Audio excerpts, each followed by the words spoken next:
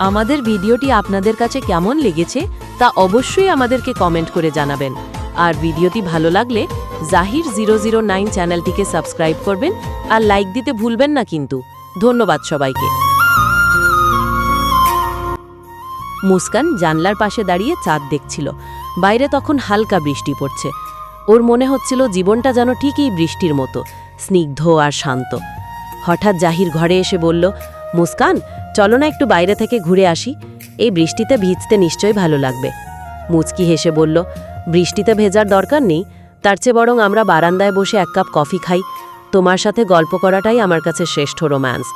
জাহির ওর পাশে বসে ওর হাতটা নিজের হাতে নিয়ে বলল, তোমার কথাগুলো শুনলে মনে হয় আমি বোধহয় পৃথিবীর সবচেয়ে ভাগ্যবান মানুষ। তোমার ভালোবাসাই আমার জীবনের শ্রেষ্ঠ পুরস্কার। মুস্কান ওর কাঁধে মাথা রেখে বলল, আমিও জাহির, আমার জীবনে তুমিই সব। আমি চাই সারাটা জীবন তোমার পাশেই থাকতে, এভাবেই হাত ধরে।